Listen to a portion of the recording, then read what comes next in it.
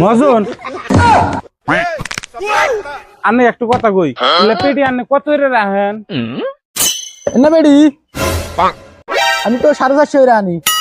ঠিক আছে আনে জুলা আমি একটু 200 টাকা দেই আনে নিবেন না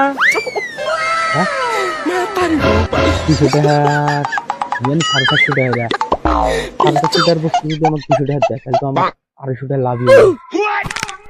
তোমার 200 টাকা যদি দাও তাহলে আমাকে দিয়া যাও।